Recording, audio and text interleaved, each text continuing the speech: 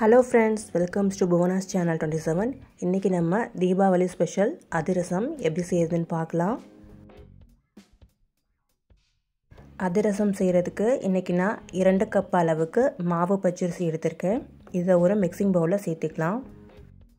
சேர்த்துட்டு தண்ணி சேர்த்து ஒரு 2 டைம் நல்லா வாஷ் பண்ணி எடுத்துக்கோங்க.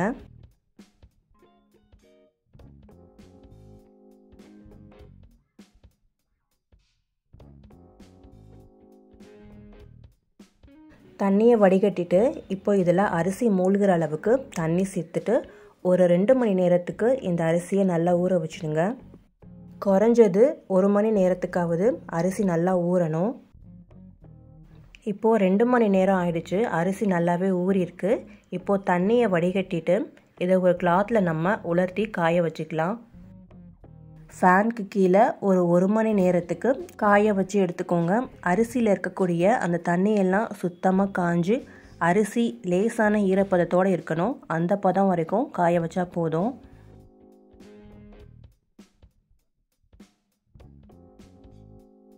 இப்போ பாருங்கள், இந்த பதம் வரைக்கும் காய வச்சு எடுத்துக்கோங்க. இப்போ அரிசியை நம்ம கையில் எடுத்து பிடிச்சோன்னா கையில் ஒட்டணும். அதே மாதிரி கீழே விட்டாலும் அப்படியே உதிரணும். இந்த ஸ்டேஜ் வரைக்கும் காஞ்சா போதும். இந்த அரிசியை மிக்சியில் சேர்த்துட்டு அரைச்சி எடுத்துக்கலாம். ஒரே நேரத்தில் மொத்தமாக அரைக்காமல் பாதி பாதியாக சேர்த்து 2 டைமாக அரைச்சிக்கோங்க. எந்த அளவுக்கு நைஸாக அரைக்க முடியுமோ அந்த அளவுக்கு நைஸாக அரைச்சிக்கோங்க. இந்த மாவு இப்போ கொஞ்சம் ஈரப்பதமாக தான் இருக்கும்.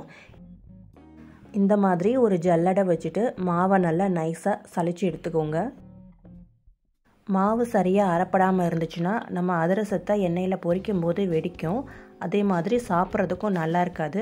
அதனால தான் நம்ம இந்த மாதிரி சலிச்சு எடுத்துக்கிறோம். சலிச்சதுக்கப்புறம் கடைசியாக இருக்கிற இந்த அரிசி மாவையும் மறுபடியும் மிக்ஸி ஜாரில் சேர்த்துட்டு இன்னொரு டைம் அரைச்சிட்டு சேர்த்துக்கோங்க. இப்போது எல்லா மாவையும் நம்ம அரைச்சி சலிச்சாச்சு. இப்போது வெள்ளைப்பாகு ரெடி பண்ணிக்கலாம். மாவு அது வரைக்கும் காயாமல் இருக்கிறதுக்காக இந்த மாதிரி மாவை நல்லா அழுத்தி விட்டுக்கோங்க. அப்போ தான் மாவு காஞ்சு போகாமல் ஈரப்பதத்தோடு இருக்கும். ஒரு கிளாத் வச்சு இதை மூடி வச்சிடலாம். இப்போது வெள்ளைப்பாகு ரெடி பண்ணிக்கலாம்.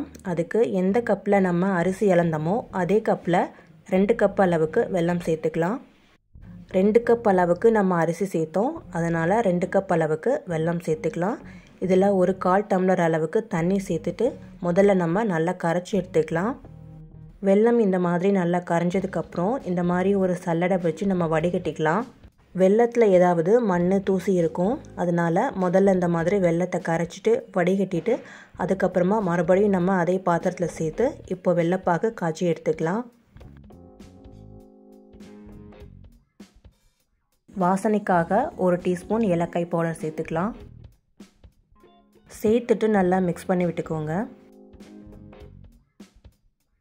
பாகை செக் பண்ணுறதுக்கு இந்த மாதிரி ஒரு கிண்ணத்தில் தண்ணி வச்சுட்டு அதில் கொஞ்சமாக நம்ம பாகை விட்டு பார்த்தோன்னா இந்த மாதிரி பாகு கரைஞ்சிது அப்படின்னா பாகு இன்னும் ரெடி ஆகலை அப்படின்னு அர்த்தம். இன்னும் கொஞ்சம் நேரம் அது அடுப்புலேயே இருக்கணும்.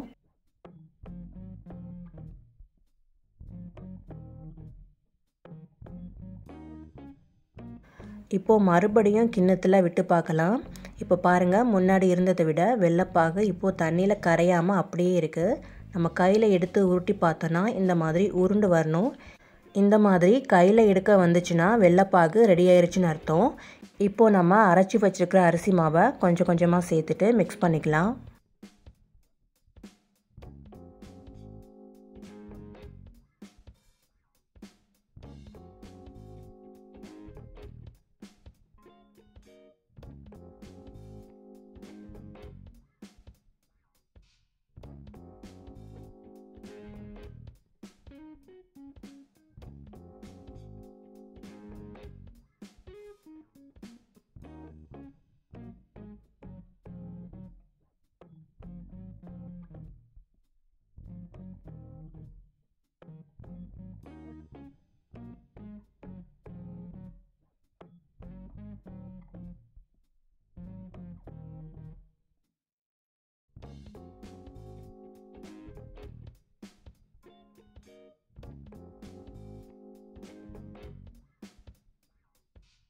மிக்ஸ் பண்ண மாவை ஒரு பவுலில் சேர்த்துக்கலாம்.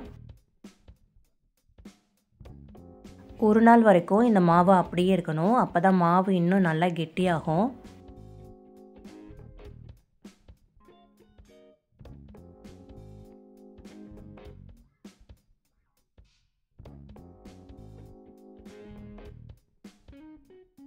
இது மேலே ஒரு டீஸ்பூன் நல்லெண்ணெய் சேர்த்துக்கலாம்.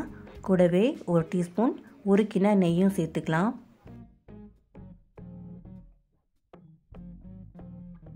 இதுக்கு மேலே ஒரு துணி போட்டு மூடிட்டு இப்போ மூடி வச்சிடலாம். இப்போ நாளைக்கு நம்ம பார்க்கலாம்.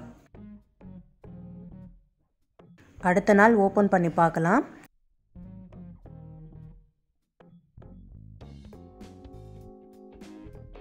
நேற்று இருந்ததை விட மாவு நல்லா கெட்டியாக இருக்குது. மாவை நல்லா மிக்ஸ் பண்ணி விட்டுக்கோங்க. மிக்ஸ் பண்ணும்போதே தெரியுது பாருங்கள் மாவு எந்த அளவுக்கு டைட்டாக இருக்குன்னு.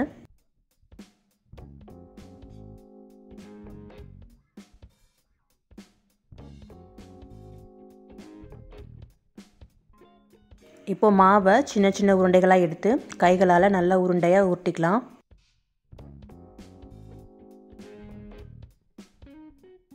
இலை இல்லைன்னா இந்த மாதிரி ஒரு பட்டர் ஷீட்டில் அதிரசம் தட்டிக்கலாம்.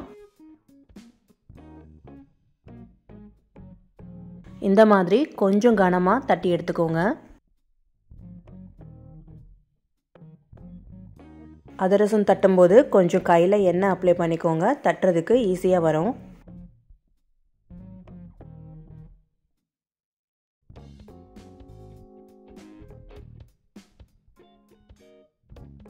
இப்போது எண்ணெய் நல்லா சூடானதும் மீடியம் ஃப்ளேமுக்கு குறைச்சி வச்சுடுங்க. இப்போ நம்ம தட்டி வச்சுக்கிற அதிரசத்தை 1 by 1 சேர்த்துக்கலாம். பக்கத்தில் போடாமல் இந்த மாதிரி தள்ளி தள்ளி போடுங்க.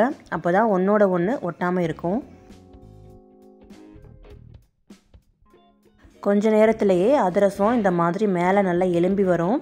அப்போது இன்னொரு சைடு திருப்பி போட்டுக்கோங்க.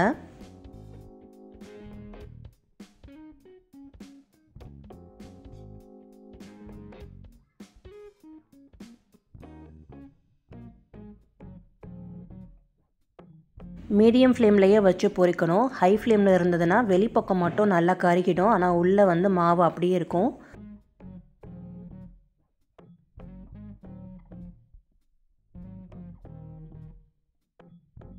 அதிரசம் இப்போ 2 பக்கமும் நல்லா ஃப்ரை ஆகி ரெடி ஆயிடுச்சு.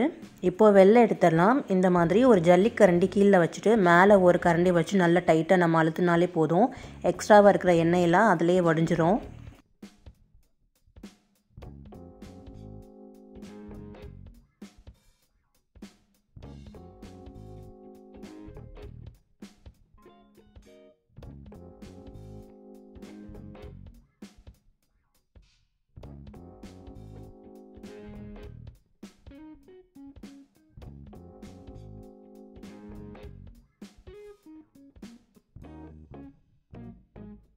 இந்த மாதிரி சுட்டு எடுத்துக்கோங்க.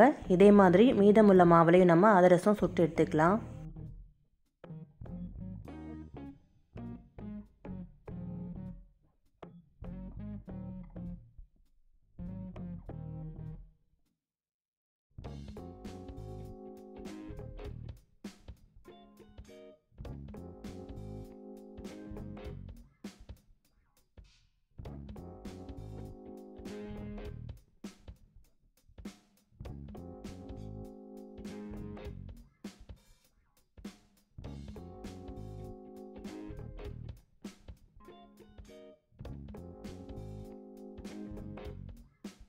அவ்வளோதான், தீபாவளி ஸ்பெஷல் அதிரசம் ஈஸியாக நம்ம ப்ரிப்பேர் பண்ணியாச்சு.